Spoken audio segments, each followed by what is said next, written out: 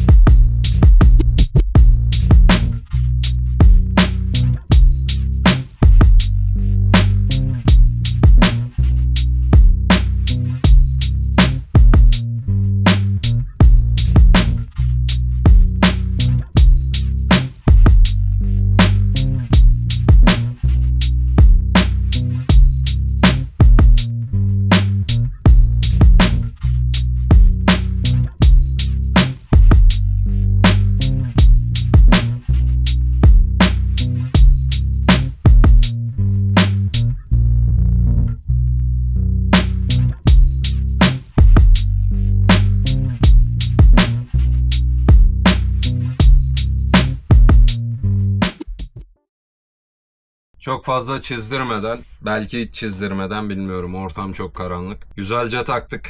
Dijital göstergemizi taktık. Mükemmel bir şeymiş. Acayip hoşuma gitti. Şimdi torpidonun son dokunuşlarını yapacağız ama orta konsol için hala bekliyoruz. Onu boyayacağız. Bir kat vurdum. Sadece zımpara çektim üstüne. Sonra tamamlayacağız.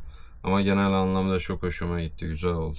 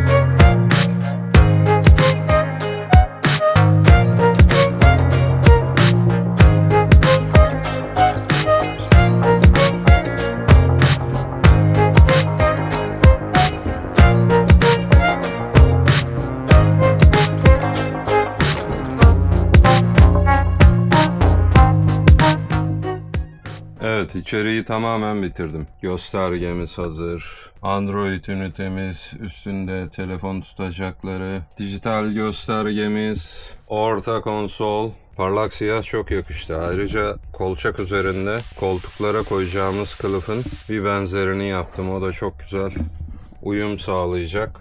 Koltuk ısıtmalarımız burada. Aydınlatma kontrol ünitemiz. Tasarladığımız ayakla beraber çok güzel oturdu oraya. Tutucularımız vesaire vesaire. Genel anlamda başarılı. Şimdi bir işimiz kaldı. Koltukları temizledim. Ön koltuklar kalmıştı. Arkaları zaten temizlemiştik. Ve 2 pas vardı. Onları temizledik, boyadık. Şimdi koltuğu yerleştireceğiz.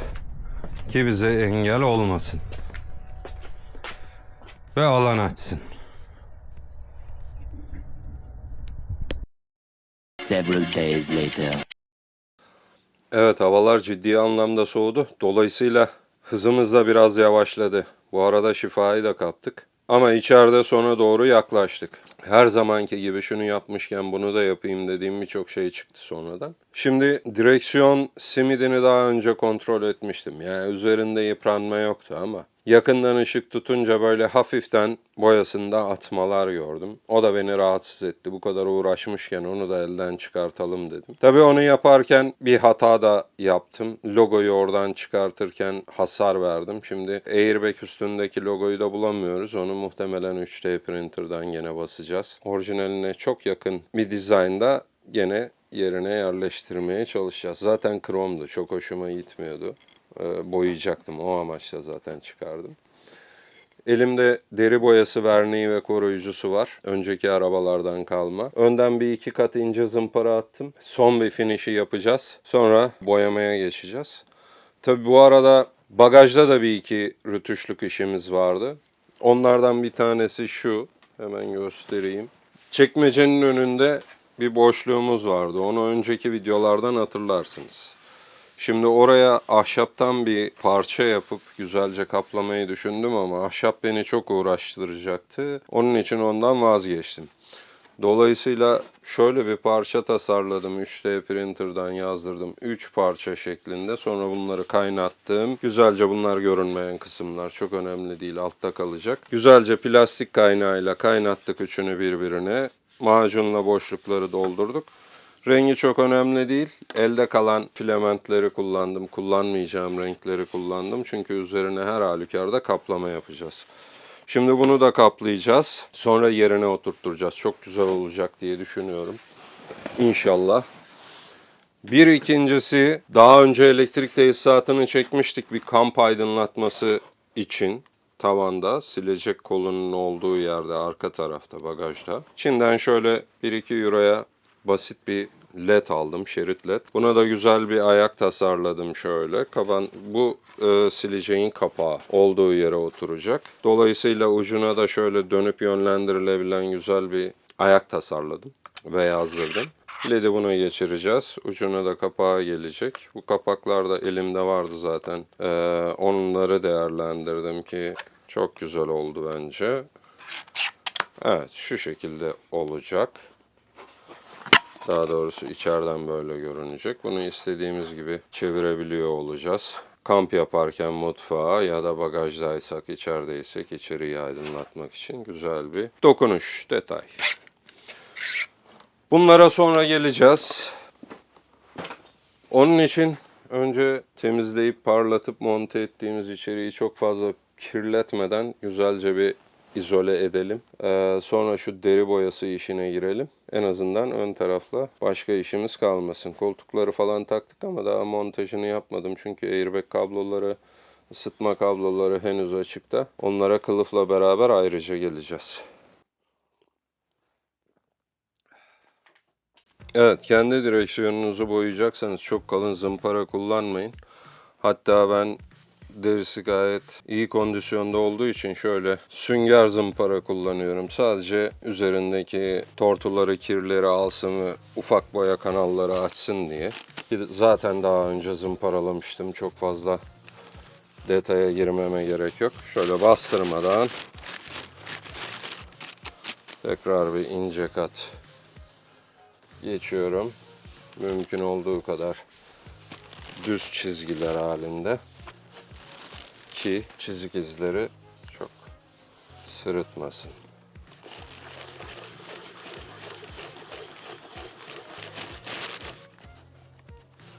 Eğer deriniz çok yıpranmadıysa boyayla kurtarabilirsiniz. Bu bir seçenek. Şimdi üzerindeki yağ ve boyanın yapışmasına engel olacak olan kirleri almak için degreaser yağ sökücü kullanacağız ki boyamız güzel yapışsın. Aslında şu mat duruşu bile çok güzel oldu ama biz onu öyle bırakmayacağız. Evet, deri boyamız bu. Muhtemelen her yerde bulabilirsiniz.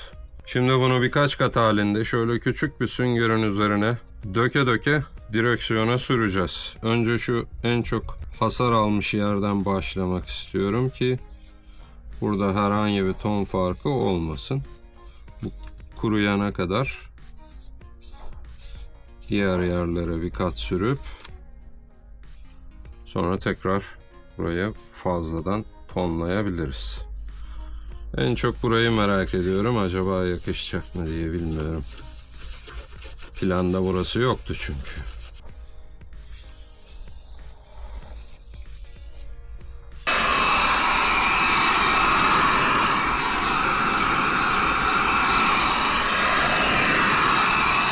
Gördüğünüz gibi kurudukça daha mat bir hale alacaktır. Zaten boyamız mat. Kurutup birkaç kat vuracağız bunu. 3 ya da 4 kat artık en son en güzel görünümü yakalayana kadar. Sonra direksiyonumuz hazır olacak.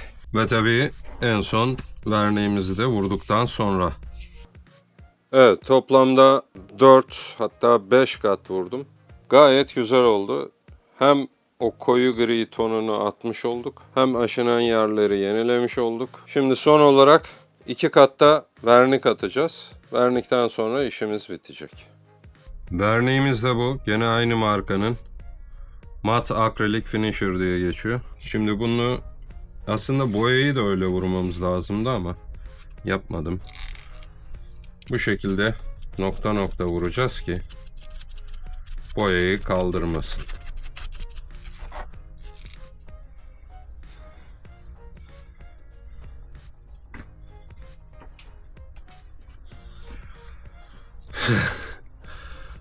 Durum şu an çok trajik görünüyor ama umuyorum ki düzelecek. Kurusun, bir toparlasın kendini, öyle hatırlıyorum.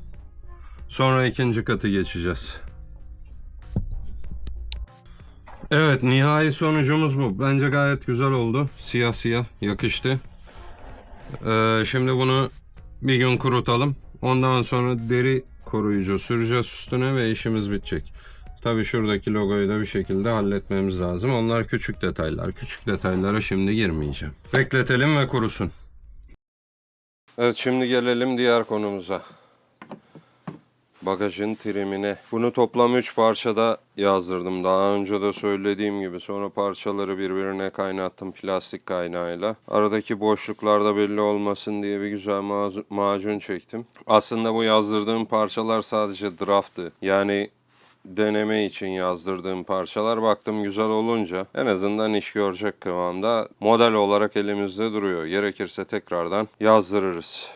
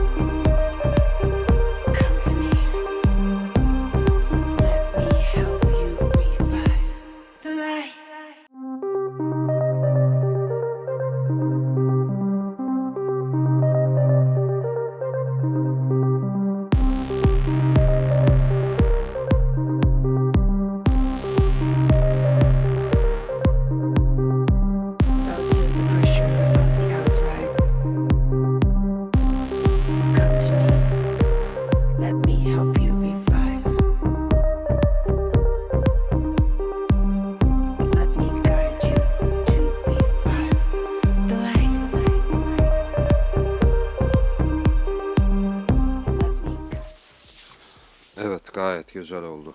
Şimdi şuraya sonradan bir kapak yapacağız. Bu kısım zaten saca geliyor. Burası için yapacak çok bir şey yok. Buraya da belki çok esnerse ya da görüntü kirliliği yaratırsa önden bir kapak takarız. Ama genel görünüşü güzel oldu. Orijinale çok yakın. Şimdi buraları söküp dağıtmadan önce bir deneyelim bakalım takabilecek miyiz? Fakat şuradaki vida deliklerini açmamız lazım.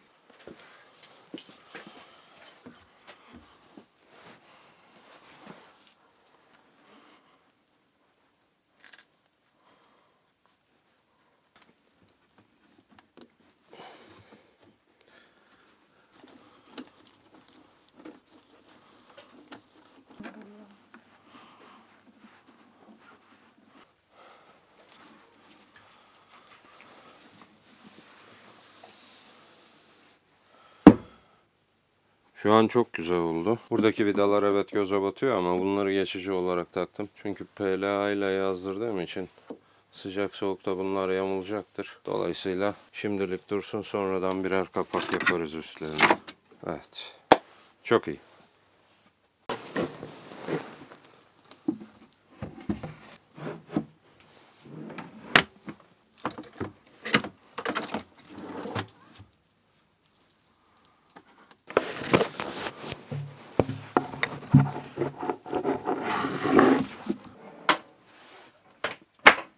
Evet, bu son hamleyle de artık bagajı da neredeyse bitirdik. Neredeyse diyorum çünkü ufak tefek detaylarımız kaldı geriye. Bu bizim bagaj kapağını artık yerleştirmemize engel değil. Ama şimdilik bu videonun sonuna geldik. Sonraki videoda tekrar görüşürüz.